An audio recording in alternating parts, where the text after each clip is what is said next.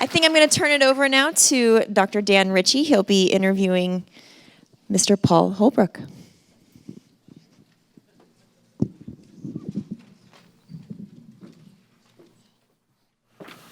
Give you the clicker, sir. Oh, you got one? I got one. Okay. All right, I need all the Canadians in the room to stand up. Real Canadians, not Australian Canadians. All the Canadians in the room stand up for me, please. I had someone from Prince Edward, anyone from Prince Edward Island? Stay standing if you're Canadian. This is like a 30-second chair stand hold test. Anyone from Prince Edward Island? Okay. I had someone in Functional Aging Specialist Workshop in California from Prince Edward Island. I said, oh, Anna Green Gables. He gave me this like blank stare. And I was like, oh, never mind. So the reason I bring that up, how many of you from Canada have heard of Anna Green Gables? Let's see. Most of you. Okay, great. So you can have a seat, Paul. Okay. So for those of you who have never heard of Anna Green Gables, you guys can sit now. So. When Cody and I first started talking about Paul Holbrook, we kind of watched him from afar. I don't think he realized we were stalking him and kind of paying attention to what he was doing. It was like, hey, here's a kindred spirit doing what we're doing over in Salt Lake City. And then when we met you last year in California, I mean, immediately it was like, this guy's a kindred spirit with what we're doing. And it just made me think of Anna Green Gables. I mean, this is somebody we'd never met, somebody we didn't really know.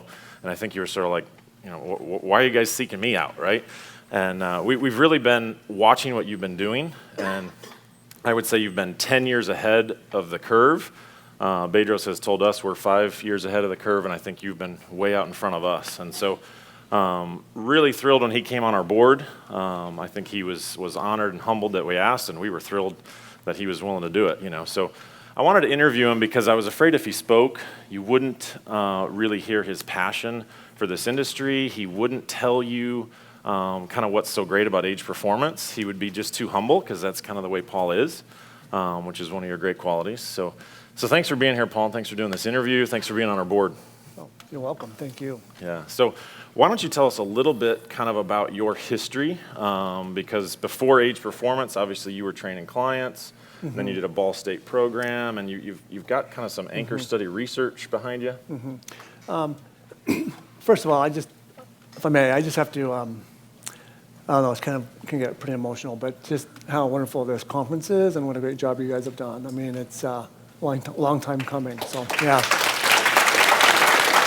Fabulous. Thank you. I mean, I've been discussing with other people out in the hallway too that feel the same way. So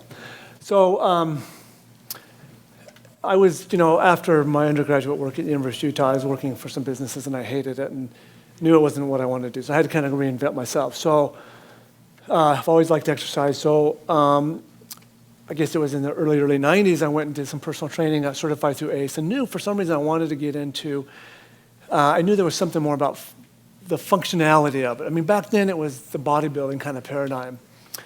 But that never just flew with me. But so at the same time I was doing that, my uncle was in a nursing home, and I went and visited him, and I just had this thought. I thought, oh my gosh, what would happen if these nursing home residents did some aggressive strength training like athletes do? I thought, well, it'd either kill them or make them better.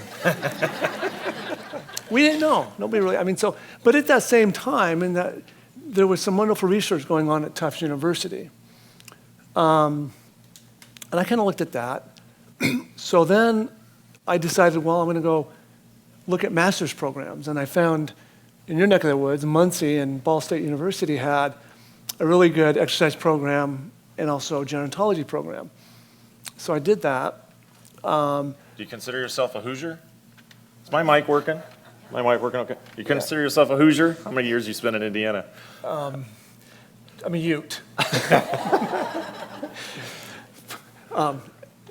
Most people already know what a Ute is.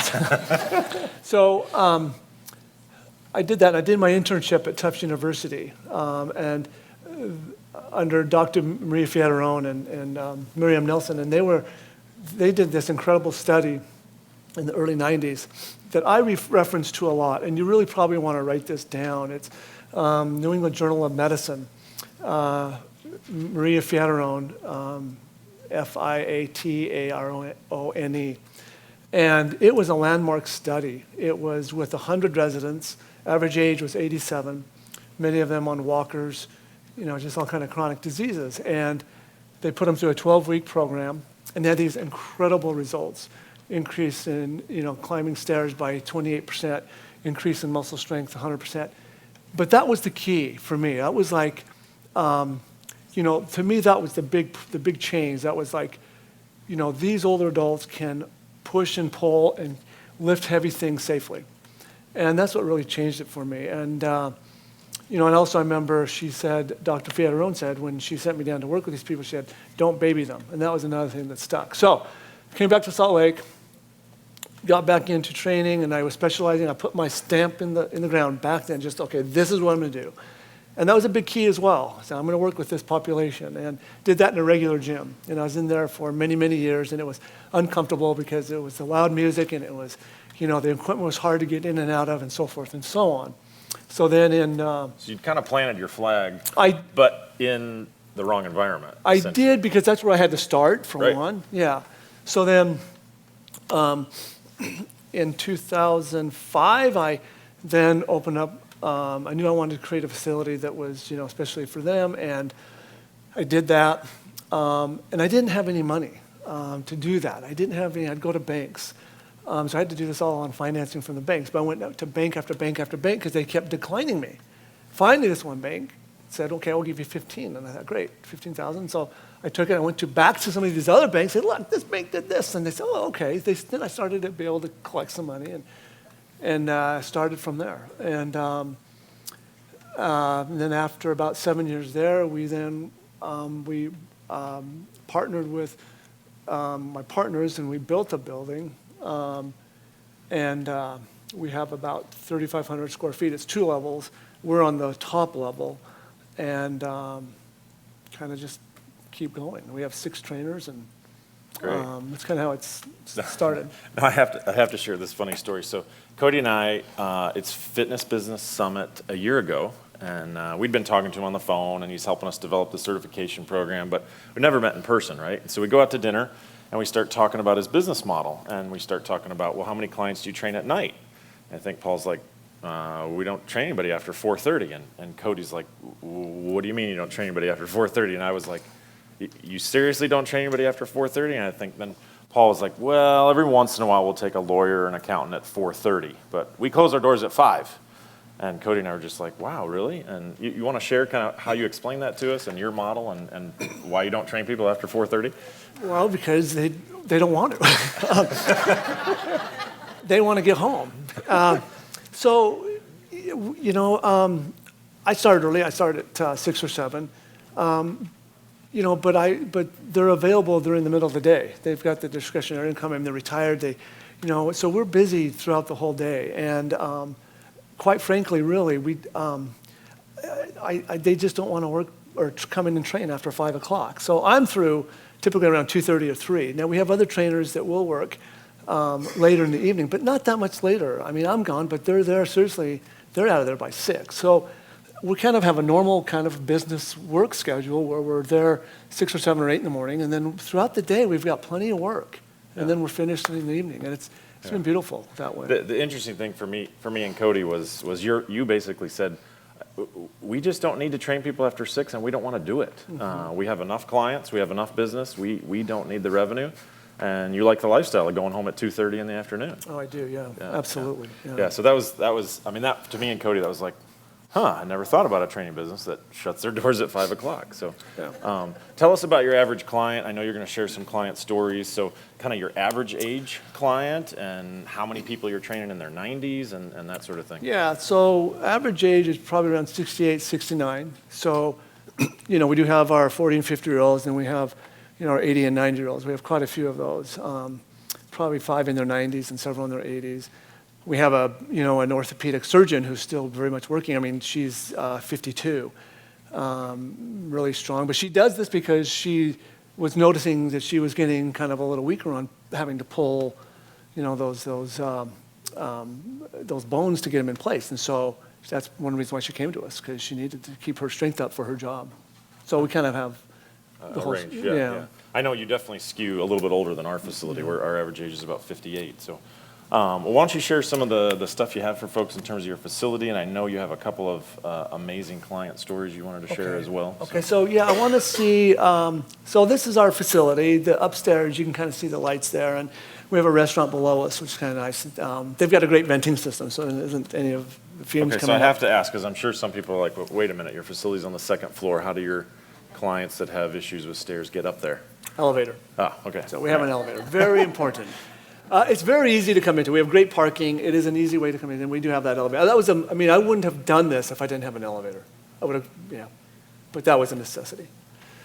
Great location in a residential area. So this is a gentleman. This is an interesting story. So he has been with me on and off, and he's had some heart issues, and he's been going to his cardiologist, and his cardiologist lately, this is just a few months ago, said, okay, you need to stop your training. And he says, well, I really want to do it. So he goes, you need to stop. So they stopped, and a week later, his wife called up in tears and said, look, we've stopped training, but he's getting really weak. He can't get up out of the chair anymore. I mean, he's really, really going downhill. Now, I've got to back up a little bit.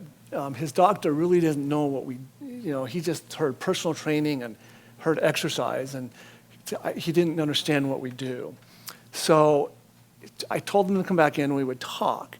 And it was an interesting discussion because I said, look, we're not going to put more stress on his system than he would just getting up out of bed and putting his shoes on. But we're going to be able to do things that are going to really help him, that's going to make a difference, as opposed to just sitting at home and doing nothing. So if he sits at home and does nothing, what's going to happen? His function is going to just really decline as it was.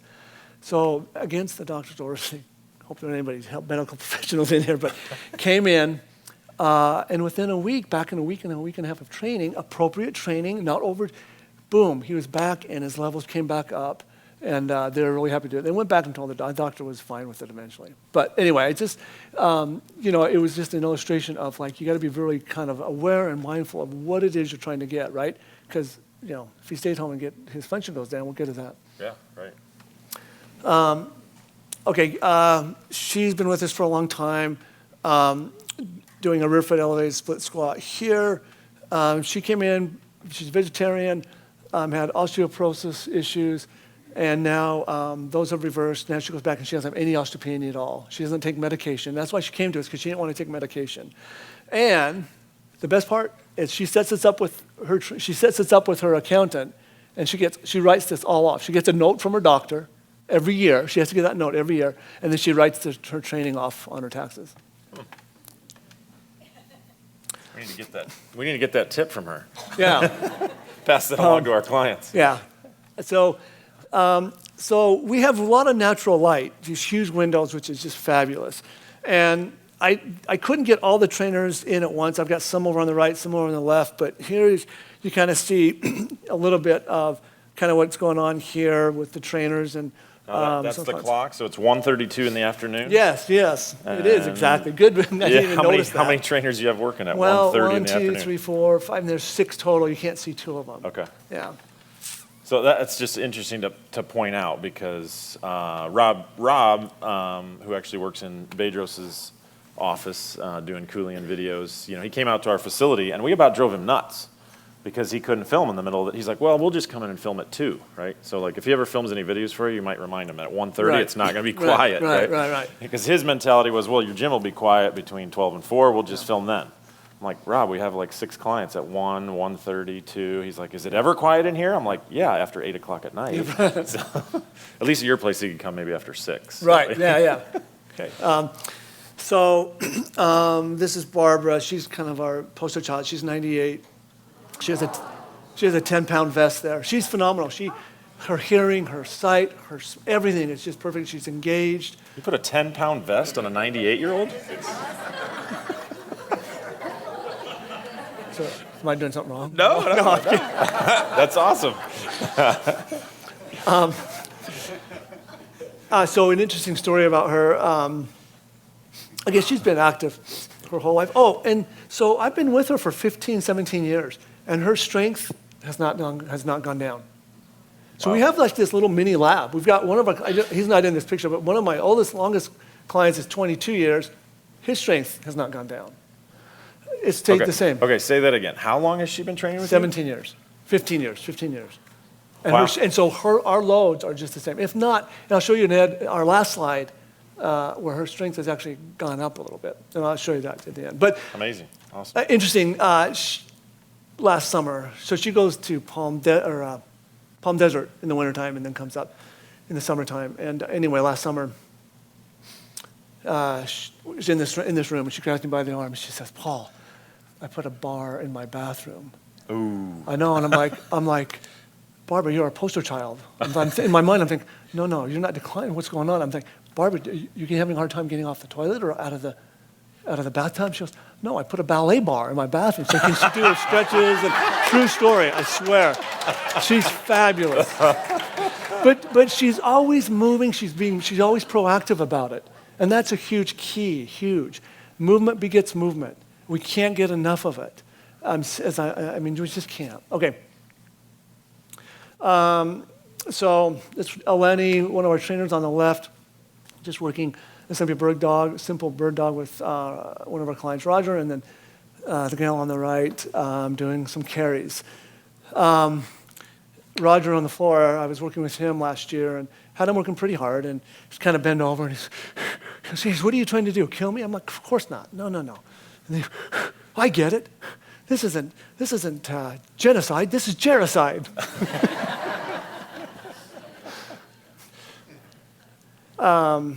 Okay, so talking about generational training.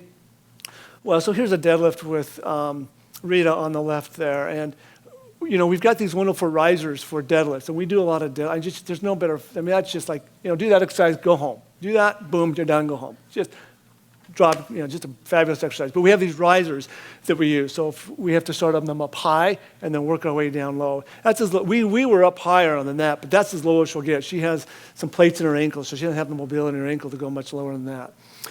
But I've worked, her daughter came in with some back issues. We worked with that. And then her granddaughter came in. She's a soccer player. She liked what we do. She liked our equipment. So we worked with 3 generations there. That's a pretty good size looking kettlebell. You have any idea how much she's lifting? I think that's our 20. Okay. We do a lot of floor training. We get our clients on the floor. Got to get them comfortable with the floor. A lot of stuff to do on the floor. I'll say to a client, okay, go down to your stomach. And they do. I say, I'll get back up. I get back. I'll go down to your back. And they're like, looking at me like, "What are you doing?" It's fabulous. Shoulder mobility, hip mobility, stability. So much you can do. And then when we're on the floor, we do a lot of activity. So here's a younger kind of couple. They're a couple working together. We do a lot of couples because it's great to do. Works really well. And doing bear crawls. So I just wanted to show kind of a younger setting there. So Jenna, she came to us about 5 years ago, and she is 85. She literally came out of the hospital and was really ill, and she literally was going to give up on life. Even though she has been sent home, she came in to see us because a friend told her to come in, and she didn't really want to, but she thought, well, I better go in. But she literally, I'm not kidding you, was giving her stuff away because she was giving up and was going home to die.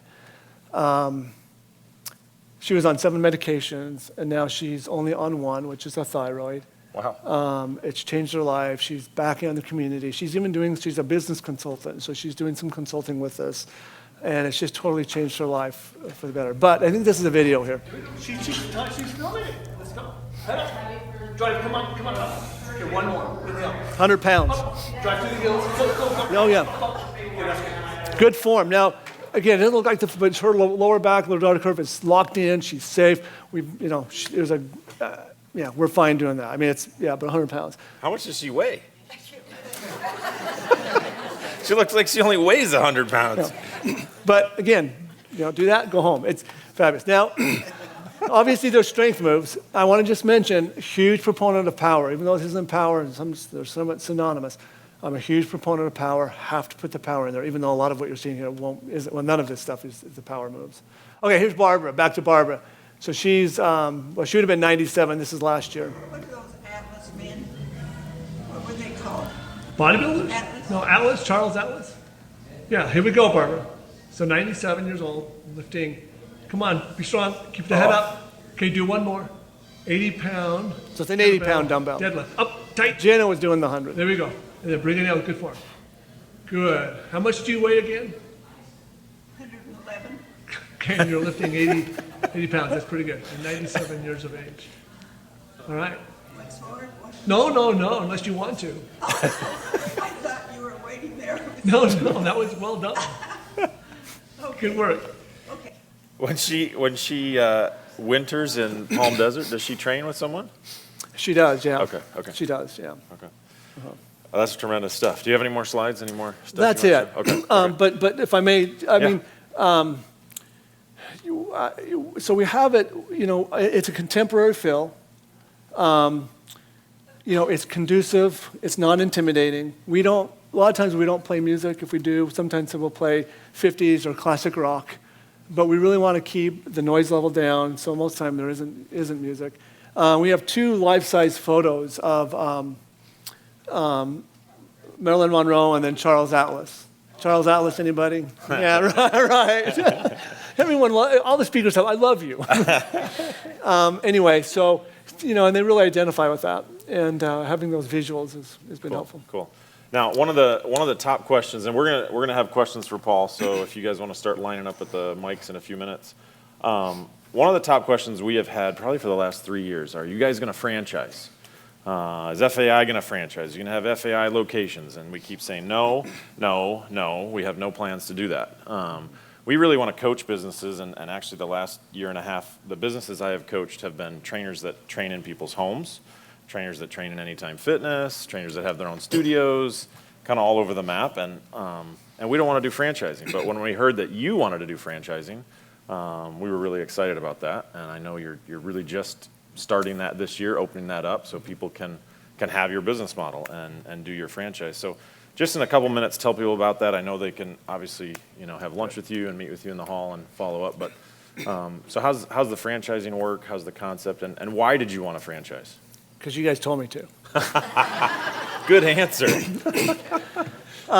You said you wanted to do it before, and then we said you should do it. No, I know. I've been told to franchise for many, many years. And, part of a big reason why we're doing it now is because now we have a great support of FAI, where we get good quality trainers now. And we've got that support system there. And, excuse me. But I really like what we have. And I really like our programming. I mean, I think we've really dialed it down, and we're still improving it, every day, every time. We're like a lab, and we're in the trenches. I'm in the trenches every day, many hours a week, have been for, over 20 years, over 40, 50,000 training hours. And so we've got it dialed down.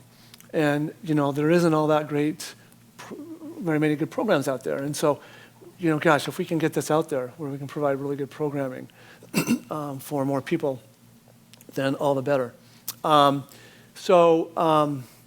We have all kinds of good support. We help you select the location, what equipment to buy, the business part of it, the training part of it.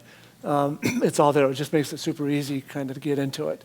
Yeah. We've got Medina, who's in the process of opening up in Sunnyvale, Yeah. California. How hard could it be, huh?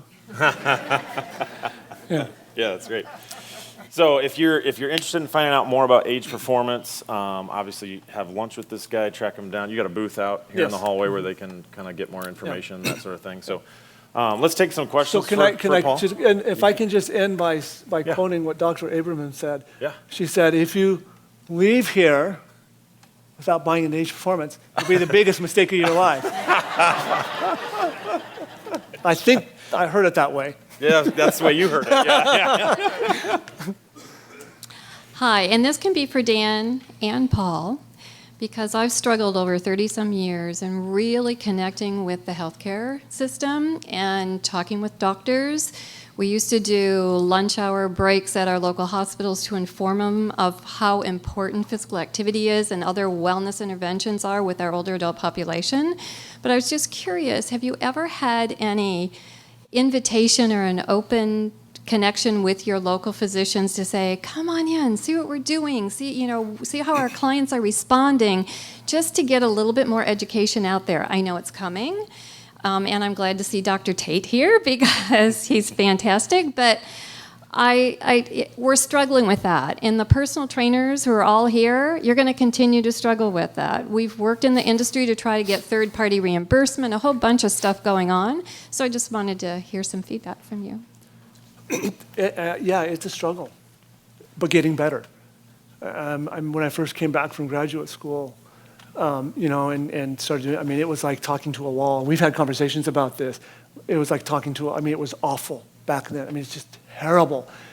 It's a lot better now. It's still challenging. But I've had really good luck with the concierge doctors, the boutique doctors, right?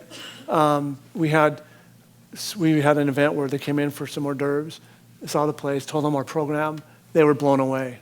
They immediately started sending people, and now they're coming and doing events at our facility for their patients. Yeah. Does that help?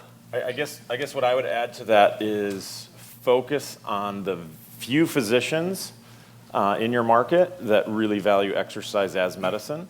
So for us, I've stopped marketing to 200 physicians in my market, and I just spend time on the 3 that send me people, right? And I've even had some of my clients who say, especially one particular physician I know sends us people. And so I've had one of my clients, hey, take him our book. And she's like, he read your whole book. I can't believe it. And now he's sending us more people. And so you're going to find, like with anything, with physicians, I don't think it's an 80-20 rule. I think it's like a 3%, 97% rule. And focus in on those physicians that send you people. And unfortunately, the rest just aren't making time for it. It's still not a priority. So. And the other thing that I'll do with key people like that, or key people in key positions, whatever they're an administrator or a doctor, is I'll train them for free for 5, 10, because I want them to experience what they're going to get. And boy, when they do, it's just like, so I'll either 3, 5, 10 sessions on my own time because I want them to experience that. Dustin. Hey, Bob. First of all, great job yesterday. He did 21 pull-ups, perfect pull-ups, jumping up on the balcony. So that was impressive. So great job taking care of yourself. First of all. Second of all, so business model-wise, looks like you're doing 1s and 2s. Mostly, have you explored? My business model is groups of 5 or groups of 10. And then my other questions are the frequency, how long are your sessions, and do you put them on contracts? So we don't do contracts. We do 30 minutes, 30 minutes, so half-hour sessions or 50 minutes. We do, You do mostly one-on-one, but you do some 2s and 3s. Thank you. So I started doing this like so many years ago, right? We kind of were doing it when the one-on-one was really big. And so that's the meat and potatoes, or couples, or semi-private. So we do have some classes, but not a whole lot, or small groups. We could probably do a better job morphing into those, but most people just want the one-on-one or semi-private. So both can happen for sure. So when I'm talking to people right now, like Dina, of course, she's starting out mostly with small groups and classes, which is a good idea. So both can coexist. You're gonna have to do both, because I think too with this market, I wouldn't get too big with the mature adults. I wouldn't get too big with the classes. I really think the ideal size is not going over 8. Something like that. But so do both. You've got to do both. What's your price points? We're on the higher end, so we're anywhere between basically $1,000 a month, and they're usually coming in 2 times a week or 3 times a week, to $400 a month for a group class. So we're on the higher end, but that's what we do, and we've been successful doing it because we're gonna claim who we are. And we're going to deliver them, twice a week, mostly twice a week, mostly some 3. But we're going to, and no guarantee results. No contracts. They just pay month to month, or they pay for 6 months. Month to month, yeah. Okay. All right. Last question, Bryce. Thank you so much. Question regarding the location. You said you're on the second floor. Maybe I'm getting a little ahead of myself. I have 3 locations. My location number 1 is ideally what we're going to test out this program for the mature market. Ironically, though, my second location that I have is on the second floor, and it's actually the nicest location. So it's retail, it's beautiful AC, so it's kind of a bit of an irony. You mentioned that you wouldn't even consider doing that second floor without an elevator. Would that be your stance too, Dan? And I guess I'm interested to do it because it is the nicest facility, but it doesn't have elevator access, just stair access on the second floor. You want me to take that one? I guess I would say, for what you want to do, Bryce, it may work if your ideal client is in their 50s, because stairs aren't going to be a huge limitation. It will limit some. It will intimidate and scare some away. For Paul, I don't think it would work because his average age client is 70, and so the 75, 80, 85-year-olds. But you're going to have some of those clients, they're going to get hip replacements. And then they're going to go, and then you want to get them in and back as quickly as you can. It'd be nice to have some kind of, you know what I mean? They won't be able to navigate those stairs very well. Okay, so, I mean, thankfully, I'm going to start with location 1, which is on the first floor, but you're saying you're concerned at the feasibility of it working on that second floor. Yeah, I mean, again, depending on, what your age group is going to be, but it is a huge consideration. It really is. I mean, I hear what you're saying. It's a place you really like, and, it's your best location. So, I don't know. It's going to just be a judgment call on your part. But they will, you are going to have clients for a long time, and they will go in for knee replacements or hip replacements. And then Thank you. Yeah, thank you. right. Great question. All right, thanks so much, Paul, for Thank doing you. this. Yeah. Thank you. Okay.